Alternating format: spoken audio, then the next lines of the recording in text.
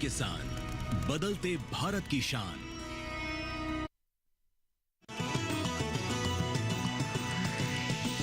DD किसान, बदलते भारत की शान।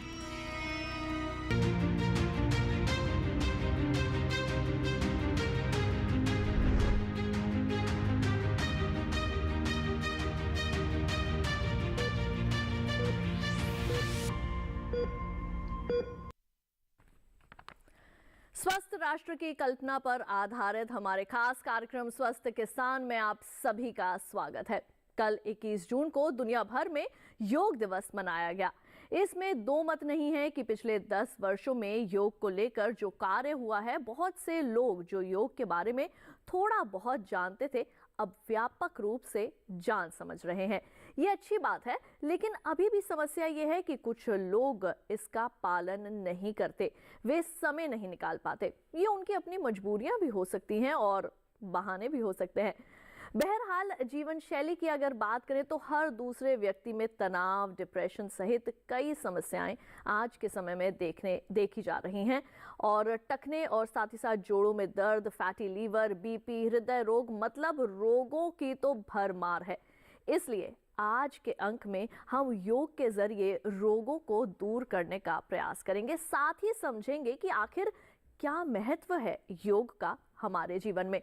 तो हमारे आज के स्वस्थ किसान कार्यक्रम का विषय है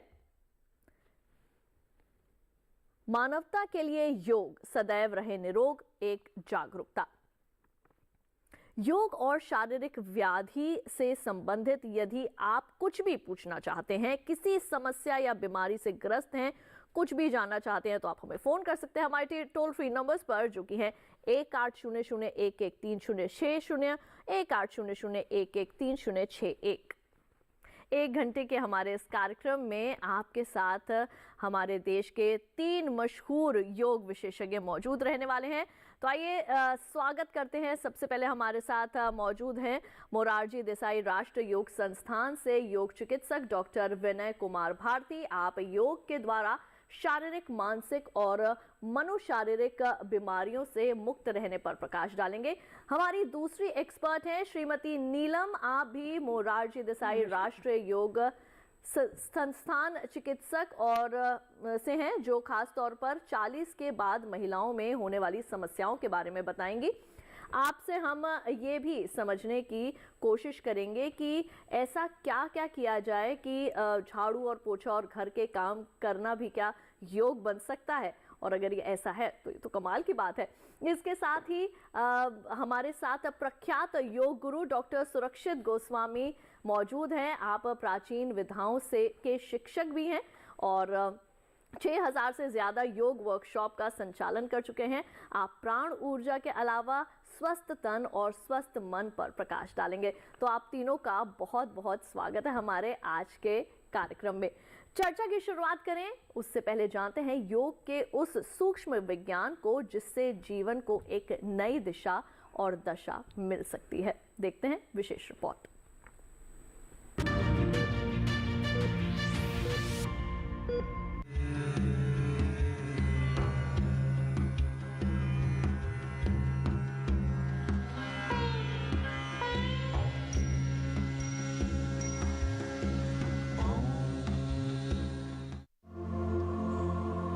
सृष्टि की शुरुआत में अंधेरा था, घुप अंधेरा, और अंधेरा अंधेरे से ढका हुआ था।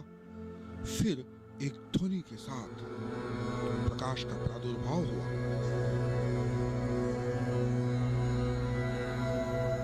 फिर प्रकृति आई, एनर्जी यानी ऊर्जा का सृष्टि में विस्तार होता गया। फिर स्वस्थ क्षमता, स्वस्थ मन और स्वस्थ चेतना के साथ पुरुषार्थ का विकास हुआ।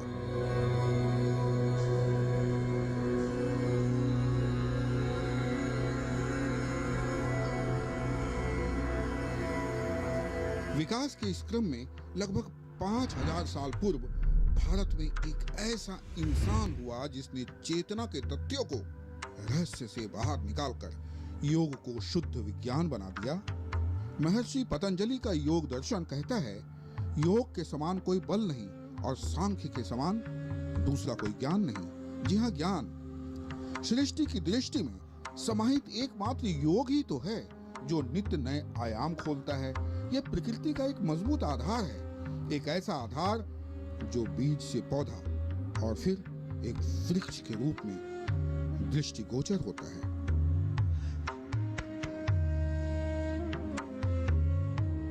यह जुड़ता भी है और जोड़ता भी है। यम और नियम पर खड़ा योग की न कोई जाति होती और न ही कोई समुदाय।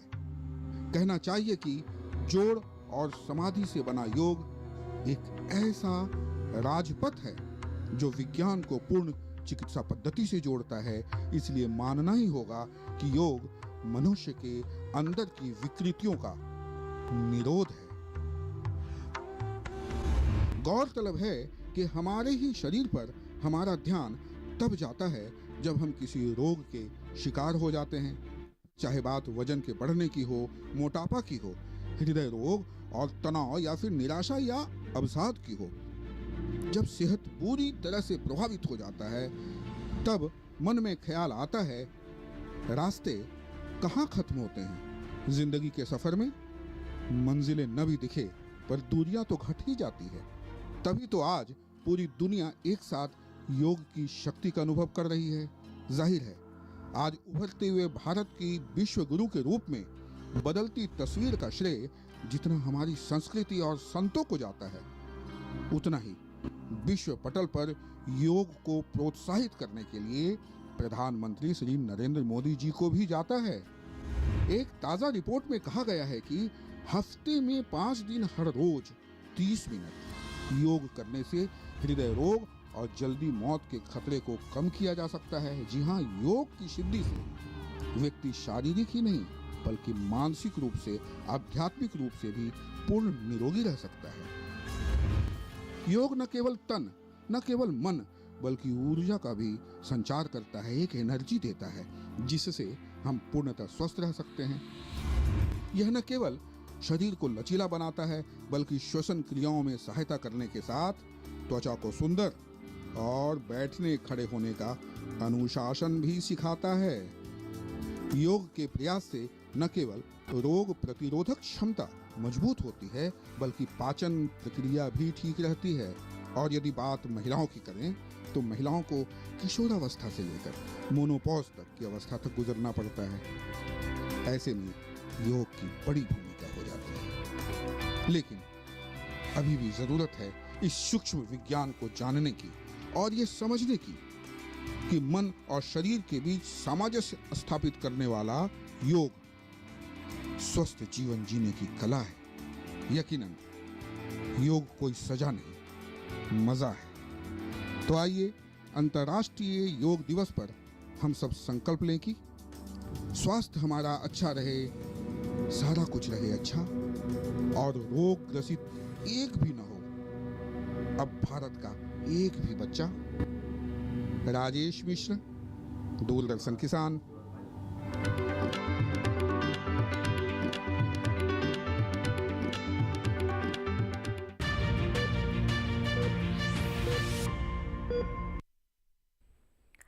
जी हाँ, योग कोई सजा नहीं बल्कि मजा है। अभी आपने देखी एक ज्ञानवर्धक रिपोर्ट और अब आइए कार्यक्रम में जो है वो चर्चा की शुरुआत करते हैं। और सबसे पहले यहाँ पर हम रुख करेंगे योग गुरु सुरक्षित गोस्वामी जी का। डॉक्टर गोस्वामी, सबसे पहले तो हम ये जानना चाहेंगे आपसे कि जैसे ही हम सभी जानते हैं कि जब कोविड पैंडमिक आया तब उस दौरान जो है वो योग के बारे में लोगों ने ज़्यादा से ज़्यादा जानना समझना शुरू किया, ज़्यादा से ज़्यादा अपने लाइफस्टाइल में उसको शामिल करना शुरू किया। लेकिन आज भी कुछ लोग ऐसे हैं जो योग को उपयोगी तो मानते हैं लेकिन कहीं ना कहीं ये कहते हैं कि हमारी दिनचर्या इस तरह की है इसलिए हमें समय नहीं मिल पाता और हम किस तरह से करें, हम अपने जीवन में 15 मिनट भी नहीं निकाल पा रहे हैं योग के लिए। तो इसके बारे में क्या बताना चाहेंगे? योग साधना यदि आपके जीवन का हिस्सा हो सके तो आपका शरीर हमेशा स्वस्थ रहेगा। लेकिन ऐसा नहीं है कि आपके पास यदि आधा घंटा नहीं है तो फिर आप योग नहीं कर सकते। योग तो एक ऐसे हल्के फुल्के अभ्यासों का समागम है जिसको आप दिन में जब भी आपको लगे थोड़ा सा भी समय है तभी कर सकते हैं। योग केवल लेटकर योगा मैट पर कर लेने वाला अभ्यास नहीं बल्कि 24 घंटे उसमें रहने वाला एक अभ्यास है। आप श्वास तो बह ही रही है, तो क्यों ना अपने ध्यान को आती जाती श्वासों पर ले आएं। भले आप खाना खा रहे हो, वॉक कर रहे हो या काम कर रहे हो, किसान भाई अपना खेती कर रहे हो, श्वास तो वहाँ भी चली रही है। तो यदि आप श्वासों पर ध्यान ले आएंगे तो वह श्वास का ध्यान ही योग का एक अभ्यास हो जाएगा, जो आपके मन को शांत करने में मदद करेगा। और जब भी लगे कि हल्का फुल्का थोड़ा सा टाइम है तो थोड़ा हाथों को गोल गोल घुमा लिया, मुट्ठियों को बंद कर लिया, गर्दन को दाएं बाएं घुमा लिया, और काफ़ी देर हो गई है किसान भाइयों को खेती का काम करते हुए आगे झुके हुए, तो खड़े होकर हाथ को थोड़ा पीछे पकड़ें और कमर को और गर्दन को थोड़ा सा पीछे की ओर मोड़ दें, वहीं पर उंगलियां फंसाकर हाथों को ऊपर की ओर खींचकर ताड़ासन कर लें। ऐसा करके लगातार काम करने का जो प्रभाव आपकी कमर पर और गर्दन पर पड़ रहा था, उससे हम बचाव कर लेते हैं। यदि आपके पास समय है, आधा घंटा सुबह निकाल सकते हैं, तो वो तो बहुत ही अच्छा है, उससे अच्छा कुछ हो नहीं सकता। लेकिन लगता है कि नहीं, उतना समय नहीं है, तो क्यों ना छोटे छोटे अभ्यास दिनचर्या का हिस्सा बने। और जब लगेगा कि वाह, ये छोटे छोटे अभ्यास क्या काम कर रहे हैं हमारे शरीर पर, फिर अंदर से एक ऊर्जा पैदा होगी और समय निकल ही जाएगा। फिर आधा घंटा क्यों, 1 घंटा भी आप योग के लिए निकाल सकते हैं। लेकिन ये बात आप हमेशा ध्यान रखें कि केवल सुबह के समय योग कर लेना योग नहीं है। योग तो जीवन के साथ बहना चाहिए। जैसे शरीर आपका हमेशा साथ है, सांसें हमेशा साथ हैं, आपकी इंद्रियां साथ हैं, बुद्धि साथ है, जीवन हमेशा बह रहा है, तो उसी जीवन को ऊंचे स्तर पर ले जाने के लिए योग का अभ्यास है। जैसे जीवन लगातार बह रहा है, ऐसे कोई ना कोई योग का अभ्यास भी आपके साथ लगातार हो तो उसका प्रभाव बहुत अच्छे स्तर पर होगा। क्योंकि योग केवल शरीर के स्तर पर नहीं, बल्कि आपके मन के स्तर पर, भावनाओं के स्तर पर, बौद्धिक स्तर पर, आध्यात्मिक स्तर पर हमारा सर्वांगीण विकास करता है और हमें मदद पहुंचाता है जीवन को स्वस्थ रहकर जीने की। बिल्कुल। और जैसे कि हम सभी जानते हैं कि योग करना चाहिए, और कुछ लोग जो है वो ऑनलाइन माध्यम से भी योग की जो क्लासेस हैं वो अटेंड करते हैं। लेकिन डॉक्टर भारती, जैसे कि हम सभी जानते हैं कि पहले के ज़माने में एक दिनचर्या निश्चित होती थी, हमने कब सुबह उठना है, कब खाना है, कितना खाना है, कब सोना है। लेकिन अब आजकल का दौर ऐसा है, चाहे लोग शहर में रह रहे हों या फिर गांव में अपना जीवन व्यतीत कर रहे हैं, रात के समय भी अब कई लोग जो है वो काम करते हैं, किसी तरीके का कोई टाइम जो है वो फिक्स नहीं रहता।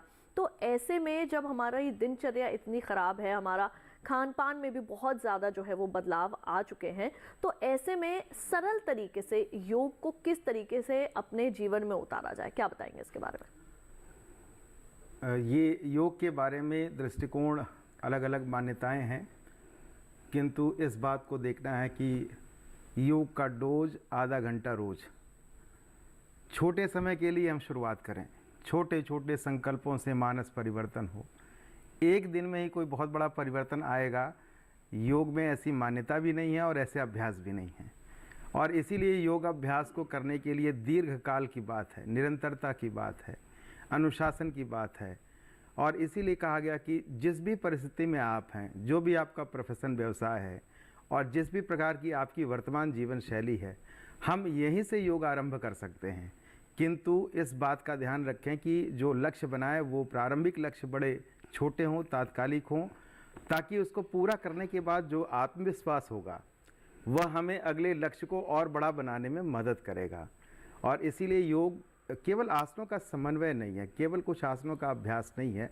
जैसा हमारे दूसरे साथी ने कहा कि योग सिर्फ कुछ आसन आदि मैट पर जो हम अभ्यास करते हैं वही नहीं है, बल्कि उस अभ्यास का असर पूरे इस मैट के अभ्यास के बाद, जिसे हम ऑन द मैट के बाद ऑफ द मैट कहते हैं, यानी पूरी दिनचर्या में, हमारे वार्तालाप में, व्यवहार में, खान पान में और पूरी जीवन शैली में वो झलकना चाहिए। और इसीलिए उसके साधन बहुत से हो सकते हैं।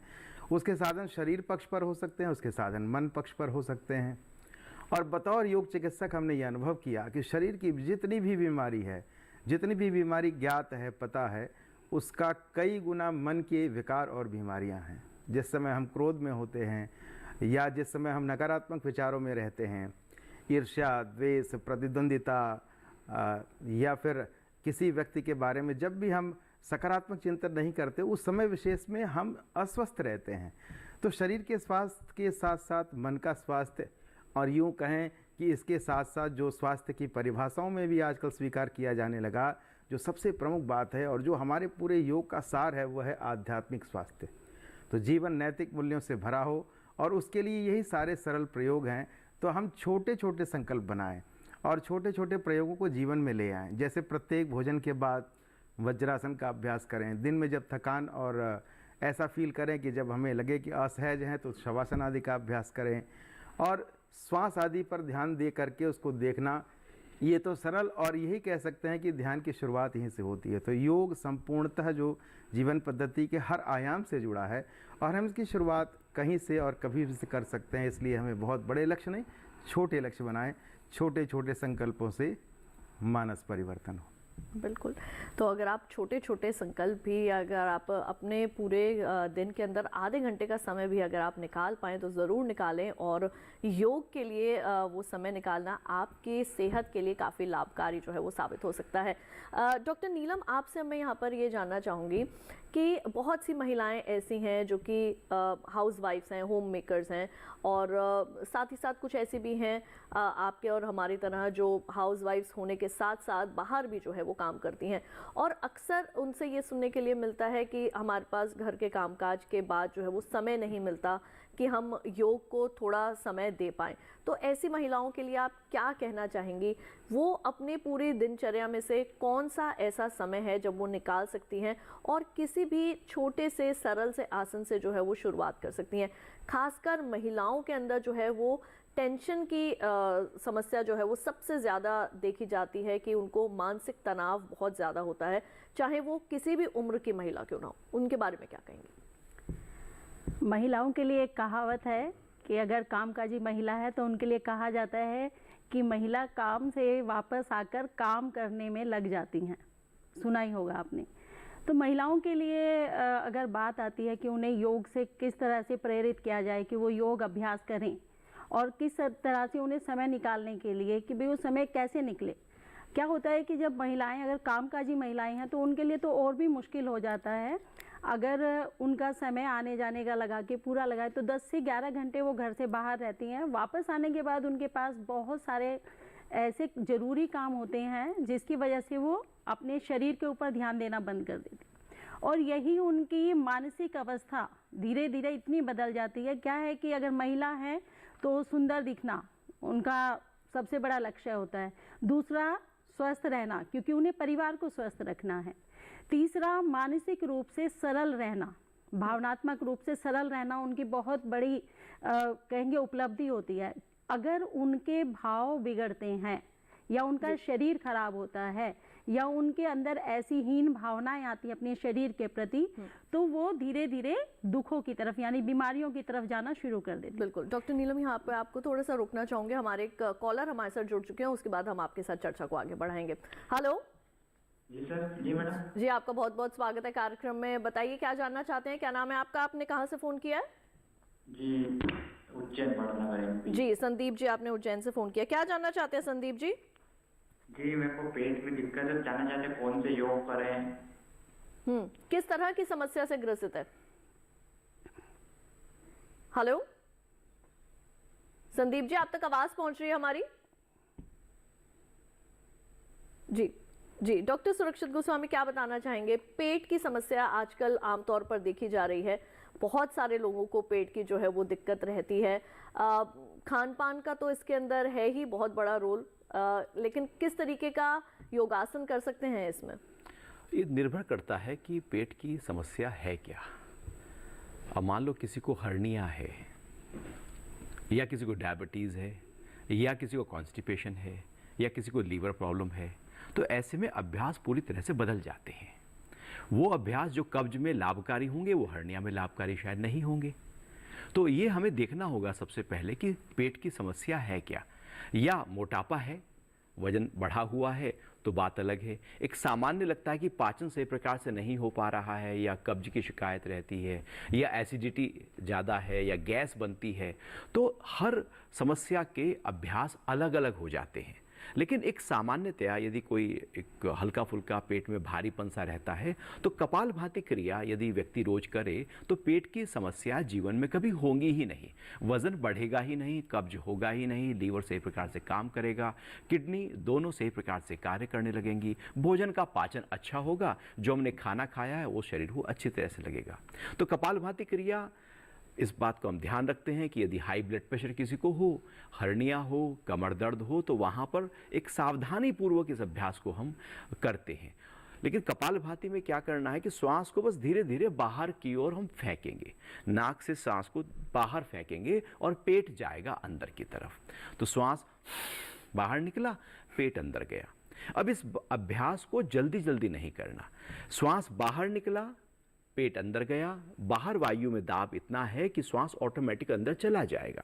जो श्वास अंदर गया है उसको फिर बाहर निकाल दीजिए। तो लगातार श्वास को बाहर फेंकते जाइए, आंखें बंद करके कमर गर्दन को सीधा रखते हुए, अपने ध्यान को पेट पर रखते हुए, जब तक थकान सी ना लगे लगातार इस अभ्यास को अपने ध्यान को पेट पर रखकर पूरे भाव से कि मेरा पूरा पाचन संस्थान स्वस्थ हो रहा है, इस अभ्यास से इसको करें, इस भाव से करें और 3 राउंड इसका अभ्यास कर लें।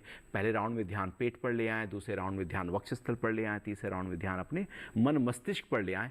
ऐसा करके काफ़ी हद तक पेट की समस्याओं का निदान हो सकता है। लेकिन फिर भी चूंकि अब चिकित्सा की बात हो रही है, बीमारी का कैसे उसको ठीक करें, तो ऐसे में यदि कोई आसपास योग एक्सपर्ट हैं उनसे राय लें, उनसे सलाह लें, उनसे अपनी पूरी की पूरी जो भी प्रॉब्लम है उनसे डिस्कस करें और फिर वो जो योग के अभ्यास आपको बताते हैं उनको ज़रूर शामिल करें।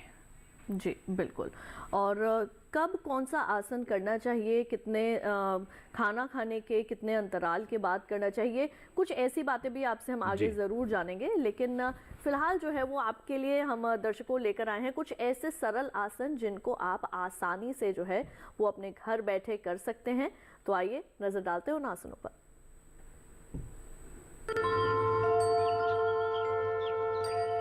सांस संबंधित विकार हो, चाहे कमर दर्द से संबंधित विकार हो, थायराइड रिलेटेड परेशानियों में भी अर्ध चक्रासन लाभदायक है। दोनों हाथों को कमर पे रखें, कोहनियों को समीप करें, श्वास भरते हुए गर्दन को पीछे की ओर ले जाएं और धीरे धीरे प्रयास करें अपने सीने वाले भाग को आकाश की ओर ले जाने का। सामान्य श्वास के साथ इस आसन में बने रहें। धीरे धीरे श्वास भरते हुए वापस आए और धीरे से हाथों को वापस ले आए।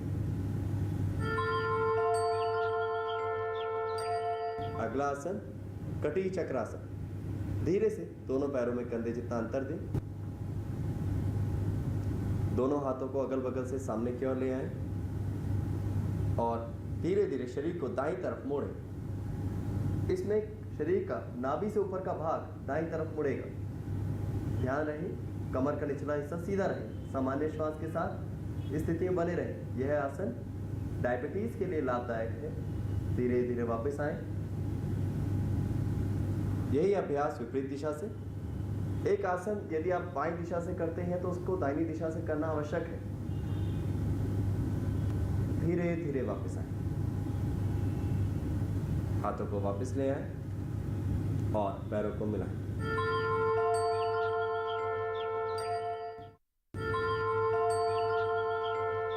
पादहस्तासन मेरुदंड को लचीला करने के लिए और पाचन तंत्र के लिए बहुत लाभदायक आसन। तो पहले पादहस्तासन के लिए दोनों हाथों को सामने ऊपर की ओर उठाएं, शरीर को खींचें और श्वास छोड़ते हुए सीधी कमर के साथ नीचे जितना सहज हो हाथों को जमीन पर लगाएं।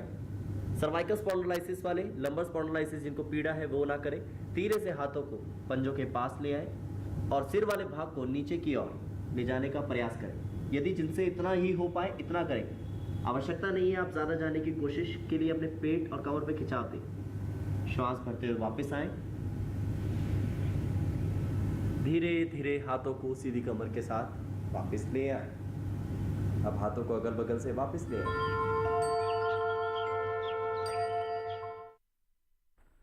तो अभी आपने देखे कुछ बहुत ही सरल से आसन जिनको आसानी से आप अपने घर में भी अपना सकते हैं, अपनी दिनचर्या में से थोड़ा सा समय निकालकर और अपनी सेहत को और ज़्यादा बेहतर बना सकते हैं। हमारे साथ अगले कॉलर प्रदीप साहू जी मौजूद हैं भोपाल से फोन लाइन पर, उनका कार्यक्रम में सवाल शामिल करें। हेलो।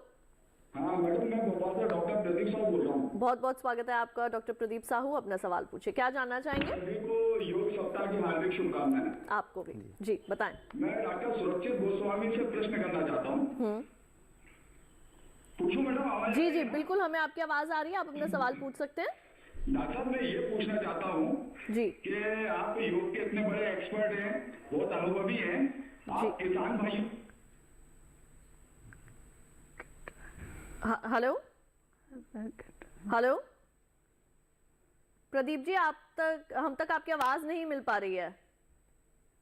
आप हो सके तो एक बार फिर से अपना फोन जो है वो आप दोबारा से लगाएं, तब तक हम चर्चा की जो है वो शुरुआत करते हैं एक बार फिर से।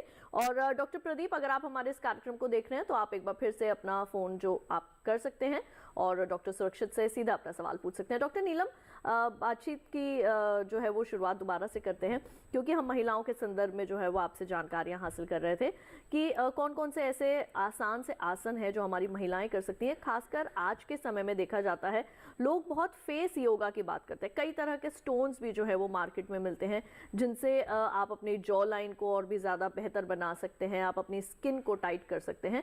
तो किस तरीके से जो है वो फेस योगा किया जा सकता है, खासकर अगर हम बात करें कि जिनके फेस पर चर्बी जो है वो ज़्यादा रहती है, तो उसको किस तरीके से कम किया जा सकता है?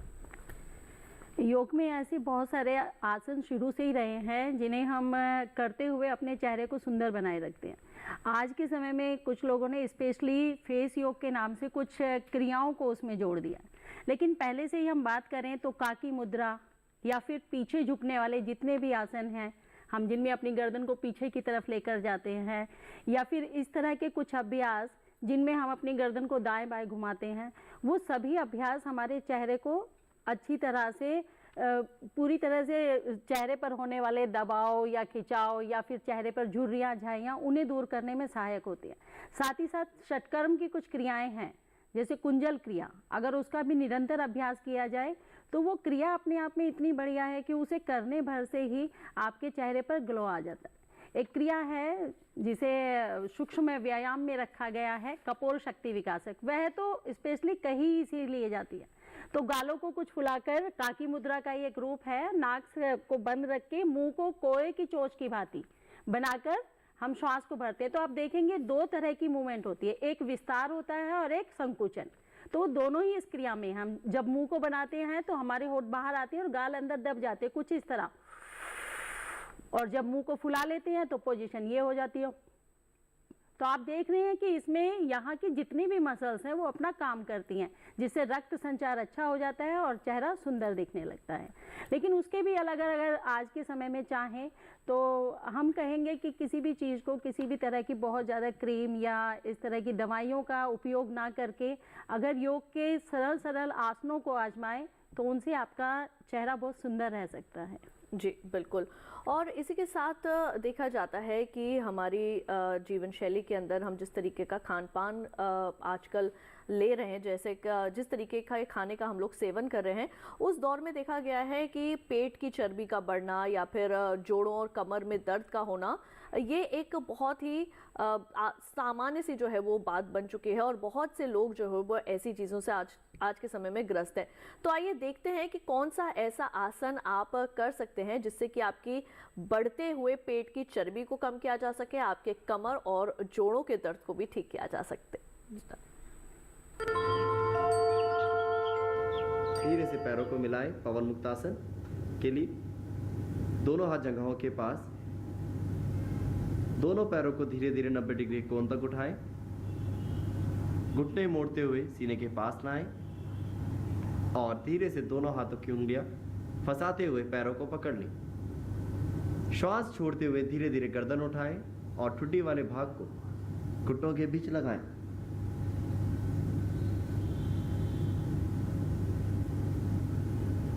धीरे धीरे वापस आएं। हाथों को ढीला छोड़ें, पैरों को सीधा करें और धीरे धीरे पैरों को वापस लिए।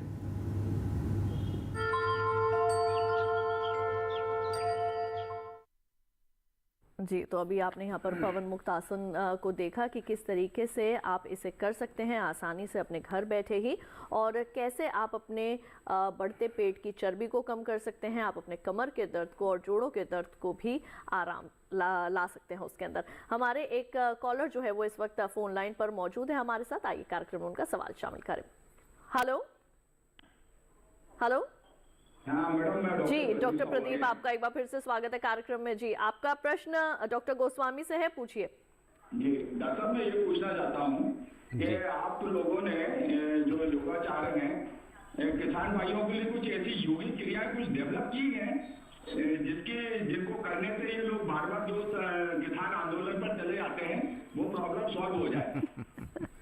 जी, गीता में भगवान ने एक बहुत ही अच्छा श्लोक कहा है जहाँ पर वो कहते हैं कि सुख हो, दुख हो, लाभ हो, हानि हो, जय हो, पराजय हो, मान हो, अपमान हो, दोनों के बीच में आना योग है।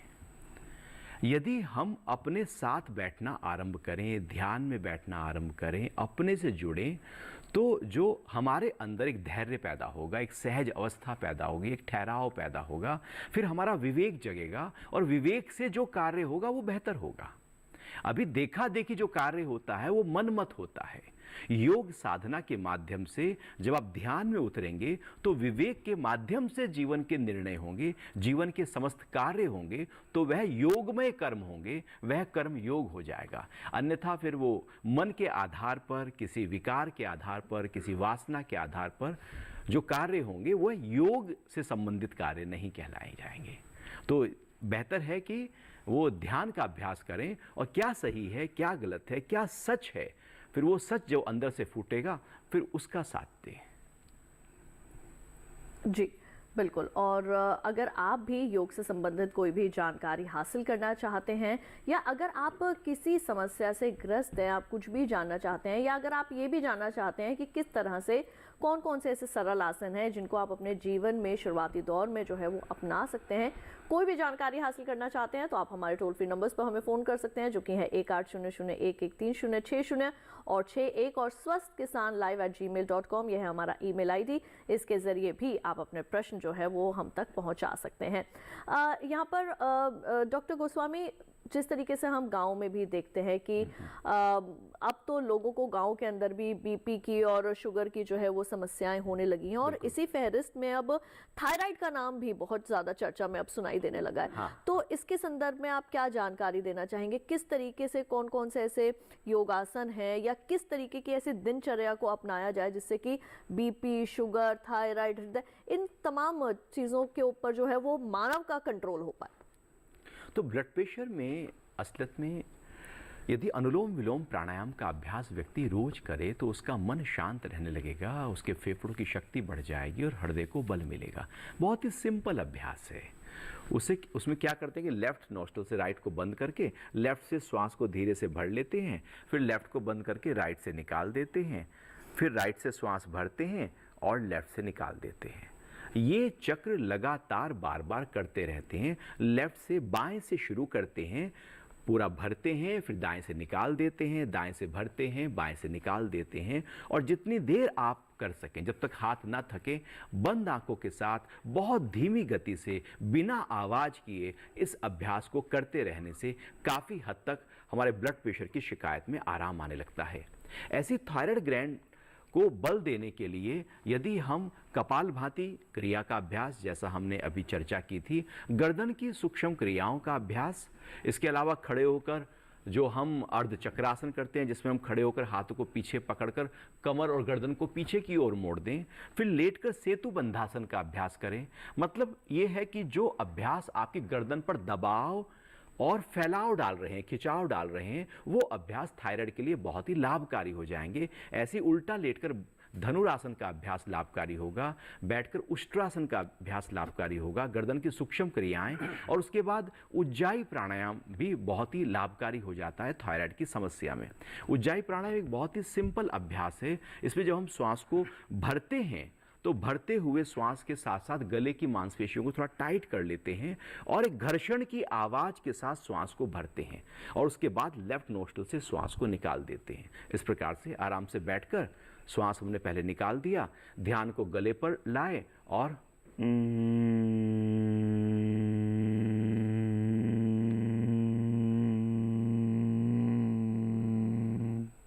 पूरा भरने के बाद धीरे से लेफ्ट से श्वास को निकाल दिया। तो ये अभ्यास 15 से 20 बार लगातार करते रहने से थायराइड ग्लैंड पर सीधा प्रभाव पड़ना शुरू हो जाता है। तो ये कुछ हल्के फुल्के अभ्यास हैं जिनको सुबह खाली पेट कर लें, क्योंकि ऐसा कुछ अभ्यास ऐसे होते हैं जहां पर हमने खाना खाया है तो नहीं करने। जैसे खाना खाकर वज्रासन करें तो बहुत अच्छा है, लेकिन कपालभाति करें तो बिल्कुल भी अच्छा नहीं है। तो यदि आपने शाम को अभ्यास करना है तो 3 से 4 घंटे कम से कम आपके हो चुके हों, उसके बाद फिर आप योग का अभ्यास करें या फिर सुबह खाली पेट कर लें तो बहुत ही लाभकारी है। जी बिल्कुल। वहीं डॉक्टर विनय, जैसे कि अभी हम बात कर रहे हैं यहाँ पर डायबिटीज के बारे में, तो क्या इसके अंदर मंडूक आसन जो है वो असरदार साबित हो सकता है, उसके बारे में आप क्या बताएंगे? जी, योग चिकित्सा की जब भी बात होगी तो निश्चित रूप से एक बात तो सभी साधकों को या सभी जनमानस को इस बात को ध्यान में रखना है कि जब भी बीमारी के प्रबंधन या उपचार की बात है तो उसके लिए एक निश्चित प्रोटोकॉल बनाना आवश्यक है और व्यक्ति के हिसाब से यह अभ्यास प्रोटोकॉल अलग हो सकता है। ये अलग बात है कि हर अभ्यास के अनेकों लाभ हैं और जैसा आपने कहा कि मंडूक आसन, निश्चित रूप से मंडूक आसन और इस श्रेणी के अन्य दूसरे आसन मधुमेह प्रबंधन में बड़ा विशेष लाभ देते हैं और उसके लिए सबसे बढ़िया जो आसन प्रिस्क्राइब करते हैं उसे कहते हैं अर्ध मत्स्येंद्रासन, और न कर पाएँ तो वक्रासन आदि का अभ्यास करें। अग्निसार क्रिया और कपालभाति, ऐसा करने से मधुमेह नियंत्रित रहता है। किंतु यदि किसी व्यक्ति को कोई बीमारी विशेष है तो मैं बतौर योग चिकित्सक ये बात बड़ी जिम्मेवारी से कहना चाहता हूँ कि सिर्फ 1 या 2 अभ्यास तक सीमित नहीं रहें, बल्कि एक उसको इंटीग्रेटेड प्रैक्टिस या प्रोटोकॉल बनाएं। और योग चिकित्सक की ये जिम्मेवारी होती है कि जो भी साधक आते हैं उनकी व्यक्तिगत रूप से एक केस हिस्ट्री ले करके और उनकी जीवनचर्या, खान पान, प्रोफेशन और सोने और जगने का समय आदि सारी चीज़ों को ध्यान में रखते हुए योग के अनेक प्रयोग का तात्पर्य षटकर्म, प्रार्थना के बाद षटकर्म आदि क्रियाओं में कौन सी क्रियाएँ उनके लिए लाभकारी है, फिर सूक्ष्म स्थूल व्यायाम क्या कुछ करना है, सूर्य नमस्कार यदि उनको अनुशंसित है कर सकते हैं तो उसका अभ्यास, योगासन, प्राणायाम, ध्यान, कुल मिलाकर के एक, जैसे दूसरी पद्धतियों में हम देखते हैं कि बीमार व्यक्ति यदि कहीं अस्पताल गया तो सिर्फ 1 या 2 टैबलेट से उसका काम नहीं चलता, उसके लिए केस हिस्ट्री के बाद एक पूरा प्रिस्क्रिप्शन होता है और उसका फॉलोअप होता है। योग यदि चिकित्सा की बात होगी तब उसमें भी यही नियम लागू होते हैं। हाँ, ये अलग बात है कि स्वस्थ व्यक्ति एक अभ्यास करे तो उस अभ्यास के अनेकों लाभ हो सकते हैं। मंडूकासन निश्चित रूप से मधुमेह के अलावा जो पाचन विकार हैं, जिनमें कब्ज आदि की समस्या है या वायु विकार है, उसको दूर करने के लिए और सर्दियों के लिए तो यह बड़ा विशेष अभ्यास कहा जाता है। तो इस प्रकार से हम देखते हैं कि एक आसन के अनेक लाभ और एक बीमारी में अनेक आसन का अभ्यास, और आसन के साथ कुछ प्राणायाम और रिलैक्सेशन यदि जोड़ दें तो एक पूरा पैकेज हो जाता है और इसी तरीके से योग चिकित्सा के संदर्भ में अभ्यास करना चाहिए। बिल्कुल। और क्योंकि बात हो रही है मंडूक आसन के बारे में, तो आपको भी दिखाते हैं कि किस तरह से आप आसानी से घर बैठे कर सकते हैं मंडूक आसन और उसका असर अपने शरीर पर देख सकते हैं। मंडूक आसन सामान्य डायबिटीज़ के लिए बहुत लाभदायक है और साथ ही साथ हमारे पाचन तंत्र के लिए लाभदायक है और श्वसन तंत्र को भी स्वस्थ करने में सहायता प्रदान करता है। अब मंडूक आसन के लिए वज्रासन में बैठ जाएं।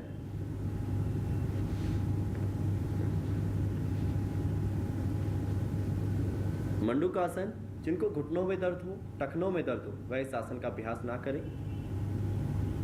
धीरे धीरे अंगूठा अंदर मुट्ठी बंद करें और अपनी मुट्ठियों को नाभि के क्षेत्र के पास रखें।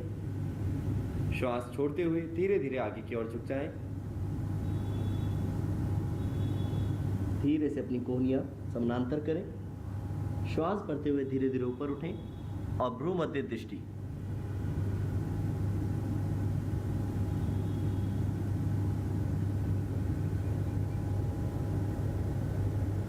धीरे धीरे वापस आएं।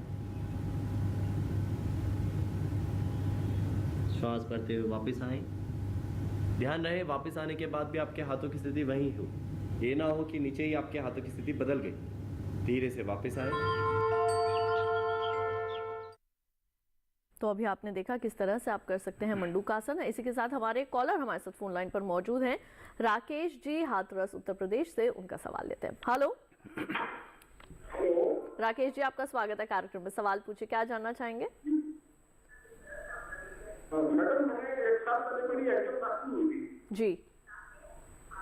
तो एंजियोप्लास्टी से पहले अनुलोम विलोम और प्राणायाम और इसके अलावा कपालभाति स्ट्रेचिंग करता था आपके लिए। जी। तो अब क्या है कि एंजियोप्लास्टी के बाद कहते हैं कुछ टाइम के लिए बंद कर दिया, अब स्टार्ट कर दिए हैं, तो उससे कोई मुझे प्रॉब्लम तो नहीं होगी? जी बिल्कुल। डॉक्टर गोस्वामी क्या बताएंगे?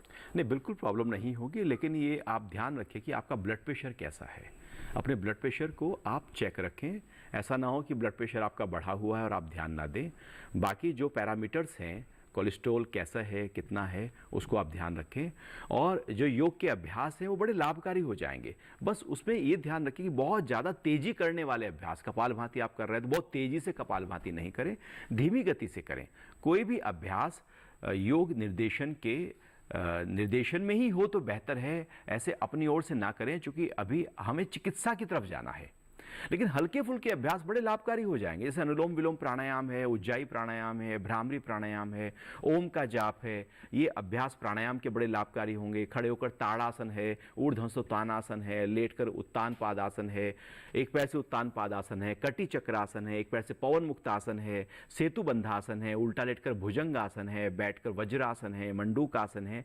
ये अभ्यास आप बड़े आराम से कर सकते हैं, लेकिन बहुत ज़्यादा कठिन आसनों की तरफ आपको नहीं जाना है, कठिन अभ्यासों की तरफ नहीं जाना है। फिर भी ये हमें देखते हैं कि हमारी उम्र कितनी है, उसके साथ कोई और समस्या तो नहीं है, बल कैसा है, सामर्थ्य कैसी है, फ्लेक्सिबिलिटी कैसी है, सब बातों को ध्यान में रखते हुए फिर एक प्रोटोकॉल तैयार किया जाता है कि आपको कौन से अभ्यास करने हैं। लेकिन हल्के फुल्के अभ्यास आप कर सकते हैं। बिल्कुल। तो वहीं डॉक्टर नीलम, अगर हमें तनाव से मुक्ति पानी हो, या फिर अगर हमें उच्च रक्तचाप की बात अगर हम करें कि अच्छा ब्लड सर्कुलेशन अगर हमें बढ़ाना हो, तो कौन कौन से ऐसे आसन हैं जो हम कर सकते हैं, या कौन कौन सी ऐसी क्रियाएं हैं जिनको हम अपना सकते हैं अपने डेली लाइफ में? तनाव की अगर हम बात करते हैं कि आज के समय में तनाव तो एक ऐसी चीज़ बन गई है जैसे हमारी दिनचर्या का वो एक हिस्सा हो। हम तनाव को लेना सीख रहे हैं, तनाव को ख़त्म करना नहीं सीख रहे हैं। तो योग में एक बहुत बड़ी उपलब्धि है कि तनाव जैसी चीज़ों से परे रहना सिखाता है। कहा गया है कि जितना उपयोगी, जितना हमें दुखी करता है लोभ या क्रोध या काम, उतना ही दुखी हमें मोह भी करता है। और हम आज के समय में मोह की तरफ ज़्यादा बढ़ रहे हैं। तो ऐसी स्थिति में मैं चाहूँगी कि अगर आप योग में से सिर्फ आसन का भाग ही चुन रहे हैं, तो आसनों में आप इस तरह के सभी आसन चुनें जिनमें आपके शरीर में खिंचाव अच्छा होता हो। जैसे ताड़ासन यानी बैलेंसिंग पोस्चर, अश्वत्थासन, ताड़ासन, या आप लेट कर शिथिल ताड़ासन कर सकते हैं। या फिर आप कुछ ऐसे श्वास की कुछ क्रियाओं को जोड़ लें अपने जीवन में, जैसे प्राणायाम की तरह नहीं। प्राणायाम में तो बंदिशें हैं काफ़ी सारी। हमें क्या करना है कि प्राणायाम ना करके, पूरा श्वास को रोकते हुए ना करके, अपने जीवन में श्वास की ऐसी ऐसी क्रियाएं जोड़ लें, जैसे बैठे बैठे लंबा गहरा श्वास लिया और उसके साथ ओम का जाप करना शुरू कर दिया, या जो आपको गुनगुनाना अच्छा लगता है वो गुनगुनाना शुरू कर दिया, लेकिन उसे एक नियमित समय पर करें। और जब भी आपको ऐसा लगता है कि आपके जीवन में तनाव बहुत अधिक हो रहा है, तो ऐसी स्थिति में कुछ ऐसे काम करें जो आपको अच्छे लगते हैं। उसी से क्या होगा कि जब कहते हैं कि योग क्या है, योग ऐसी साधना है जिसमें हमें पूरी तरह से अनुशासन बनाना है। अनुशासन जिंदगी में रहेगा तो आप धीरे धीरे तनाव से मुक्ति पाओगे। बिल्कुल। हमारे अगले कॉलर मुनीश जी इस वक्त जलंधर से हैं, फोन लाइन पर मौजूद, उनका सवाल लेते हैं। हेलो हेलो हेलो मुनीश जी, आप तक आवाज पहुंच रही है हमारी? जी मुनीश बात कर रहा हूँ मैं। जी, आपका बहुत बहुत स्वागत है कार्यक्रम में। सवाल पूछिए। जी मैडम, मेरी एज 35 के करीब है। हाँ जी, तो बीपी थोड़ा रहता है, हाई रहता है, 130 के करीब रहता है। ठीक है। जी, मैं ये जानना चाहता हूँ कि कौन कौन से आसन और प्राणायाम के साथ मैं कर सकता हूँ इसको बिना किसी दवाई के मैं ठीक कर सकता हूँ? जी बिल्कुल, डॉक्टर विनय क्या बताएंगे? उच्च रक्तचाप के प्रबंधन के लिए योग में जो अभ्यास है या किसी बीमारी के लिए एक बात को पहले स्पष्ट रूप से समझना है। पहली बात ये कि योग में क्या अभ्यास करना है से जानना ये जरूरी है कि किन अभ्यासों को नहीं करना है। वो कंट्राइंडिकेटेड प्रैक्टिस यानी गलत अभ्यास करेंगे तो गलत अभ्यास का नुकसान भी निश्चित है, वैसे ही जैसे सही अभ्यास का लाभ निश्चित है। तो हमें पहली बात ये ध्यान देना है कि उच्च रक्तचाप में 4 चीज़ें लगभग मना है आपको। पहली बात ये कि श्वास रोकने का कोई भी अभ्यास नहीं करें, न अंदर शरीर के श्वास रोकें न बाह्य, न बाह्य कुंभक न अंतः कुंभक, यानी श्वास रोकने का कोई अभ्यास आपको नहीं करना है। उछलने कूदने जंपिंग दौड़ने भागने की क्रिया भी वर्जित है। और रिवर्स बॉडी पोस्चर जिसे कहते हैं कि सिर नीचे और पैर ऊपर रहता है, वो हलासन है, वो सर्वांगासन है, वो शीर्षासन है, इस क्रम के आसनों का भी अभ्यास आपको नहीं करना है। और भोजन आदि में नमक यदि कम कर लें, ये 4 बातें विशेष ध्यान दें तो करना क्या है अब मैं वो बताता हूँ। श्वास प्रश्वास की विशेष क्रियाओं का अभ्यास करें, चाहे वो वक्षस्थलीय श्वास हो या इस एब्डोमिनल ब्रीदिंग या उदर श्वास हो। इसके अलावा नाड़ी शोधन प्राणायाम और भ्रामरी का अभ्यास करें। यदि षटकर्म की जलनेती क्रिया आप सीख लेते हैं तो ये एक रामबाण का काम करेगी।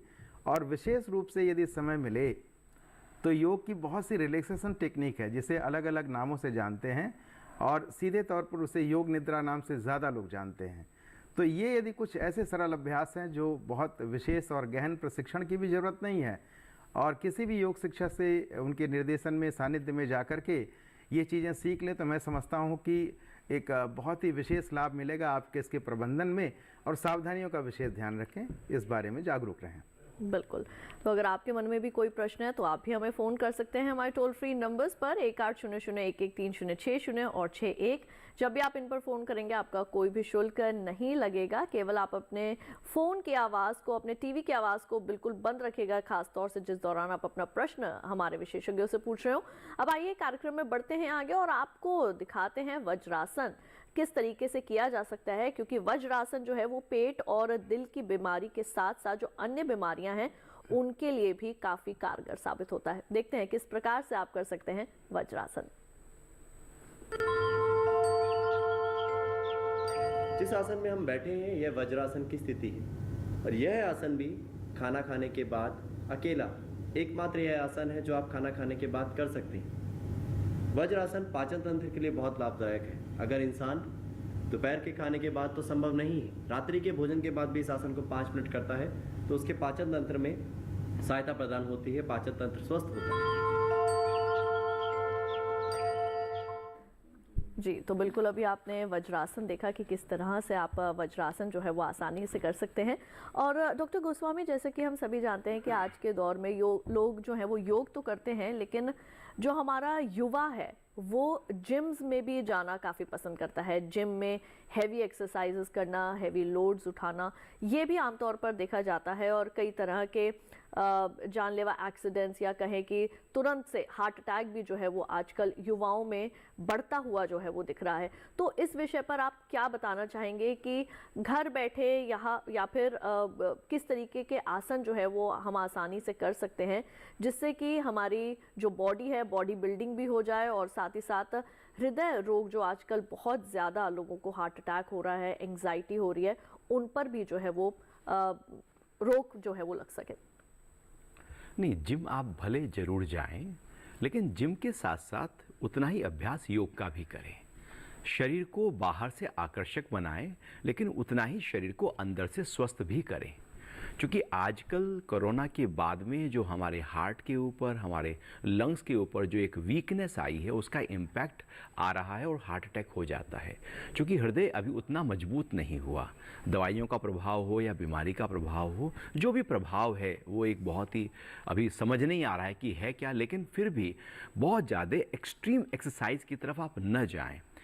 आयुर्वेद कहता है कि जब भी आप व्यायाम करें तो वो बल का आधा होना चाहिए, बलार्ध होना चाहिए। जितना आप कर सकते हैं उससे आधा ही करना। अभी हम क्या सोचते हैं कि नो पेन नो गेन, तो हम जब तक पेन ना हो जाए, हम एक्सेस में ना चले जाएं, तब तक हमें आनंद ही नहीं आता, मजा ही नहीं आता। जबकि पूरी तरह से हमारे ऋषि, हमारा आयुर्वेद इसको नकार देता है। वो कहता है कि जब आपको लगे कि अब थकान सी हो रही है, श्वास थोड़ा बढ़ गया है, माथे पर और बगल में पसीना आना शुरू हो गया है, तो वहीं पर व्यायाम को रोक देना चाहिए। और योग के अभ्यास यदि साथ साथ किए जाएं तो जो गलत प्रभाव, जिम का प्रभाव हमारे ऊपर पड़ रहा है, जैसे बॉडी स्टिफ हो जाती है, जॉइंट्स स्टिफ हो जाते हैं, मसल्स में स्टिफनेस आ जाती है और फिर अकड़ से जाते हैं। आप देखना बॉडी बिल्डर जो चल रहा है वो एक अकड़ा हुआ व्यक्ति चल रहा होता है। वो अलग से दिख जाएगा कि जैसे रोबोट होता है, उस तरह से उसका एक मूवमेंट नहीं होता। शरीर में एक जो लचीलापन होना चाहिए वो नहीं होता। लेकिन उसके साथ साथ यदि योग के आसन, खड़े होकर, कमर के बल लेटकर, बैठकर और पेट के बल लेटकर आसन किए जाएं तो शरीर लचीला बना रहेगा। तो मैं ये नहीं कहूँगा कि आप जिम बंद करें, लेकिन मैं ये कहूँगा कि आप जिम को अति ना करें, लेकिन योग का अभ्यास साथ साथ जीवन में शामिल कर दें। बिल्कुल। डॉक्टर नीलम, अब क्योंकि हम महिलाओं के संदर्भ में भी जो है वो बात कर रहे हैं, आपसे तमाम जो है वो जानकारियां ले रहे हैं। अब देखा गया है कि जो गर्भावस्था में जो महिलाएं होती हैं वो भी योग जो है वो करना पसंद करती हैं, और ये सिखाया भी जाता है कि अगर आप थोड़ा योग करेंगे तो आपकी नॉर्मल डिलीवरी के चांसेस जो है वो ज़्यादा बढ़ जाते हैं। तो क्या ये पॉसिबल है, या किसी ट्रेनर के अंडर जो है वो गर्भावस्था के दौरान योग करना चाहिए, और किस तरीके के योगासन जो है वो करने चाहिए? गर्भावस्था के लिए योग में, योग आसनों में काफ़ी सारी उपलब्धियां हैं। आपके पास इतने आसन हैं कि आप उन्हें करते हुए पूरी तरह से गर्भावस्था के पहले महीने से लेकर 9वें महीने तक पहले तो स्वस्थ रह सकते हैं। गर्भावस्था के दौरान कई तरह की बीमारियां, हम उन्हें कहेंगे कि रोग अपने आप आ जाते हैं। जैसे आप देखेंगे कि गर्भावस्था शुरू हुआ तो डायबिटीज़ हो गई, ब्लड प्रेशर हाई होना शुरू हो गया, या फिर हमारा जो मन है वो बेचैन रहने लगता है, यानी मूड्स चेंज होना जिसे हम कहते हैं, वो बीमारी शुरू हो जाती है।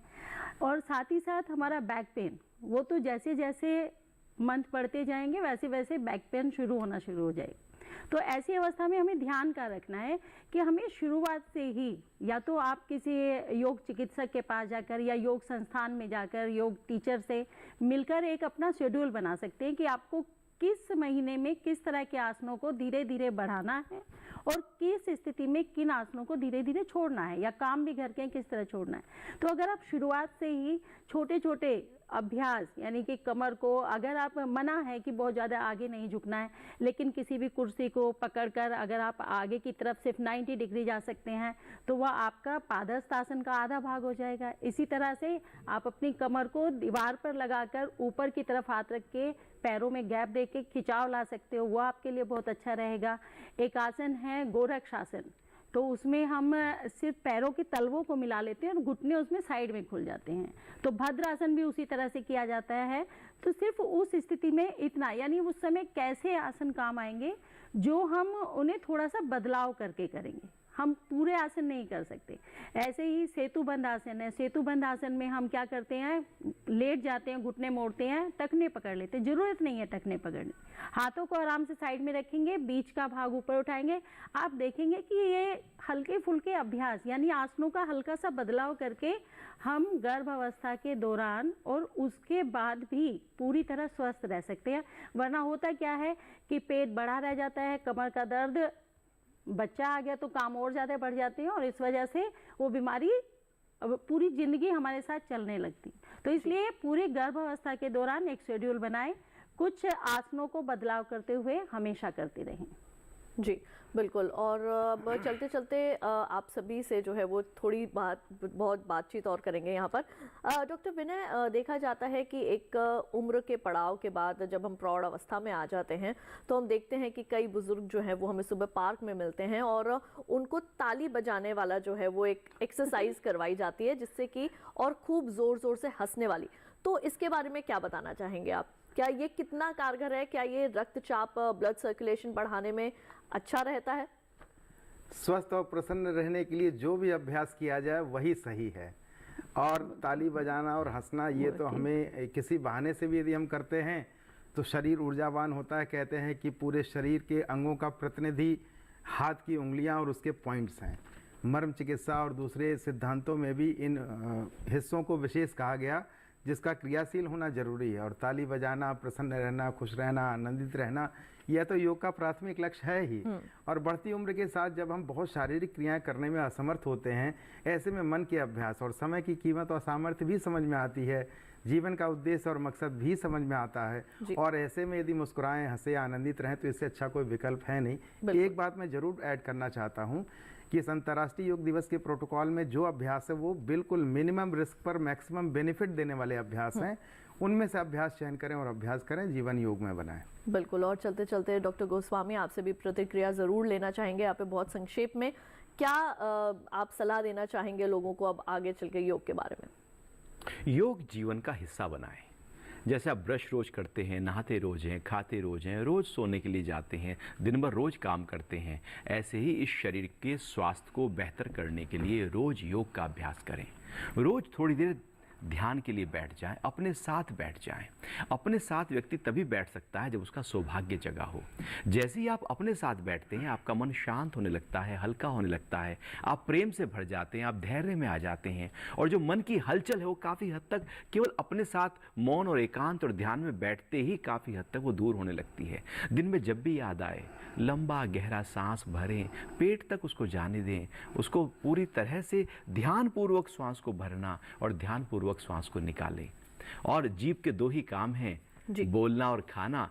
ऐसा भोजन करें जो आपके लिए लाभकारी हो, ऐसा वाणी बोलें जो सामने वाला प्रसन्न हो जाए, हल्का हो जाए। और अक्सर क्या होता है, हम गलत बोलकर, उल्टा सीधा बोलकर मन के रोग पैदा कर लेते हैं, उल्टा सीधा खाकर तन के रोग पैदा कर लेते हैं। तो आप नपातुला बोलें और नपातुला खाएं। बिल्कुल। तो इसी के साथ आप तीनों का बहुत बहुत धन्यवाद। आप लोग यहाँ पर आए और इतनी अहम जानकारियाँ योग से संबंधित, आसनों से संबंधित आप लोगों ने हमारे दर्शकों के साथ साझा की, उसके लिए आप तीनों का शुक्रिया। नमस्कार। तो स्वस्थ शरीर ही नहीं, सुंदर काया भी देता है योग।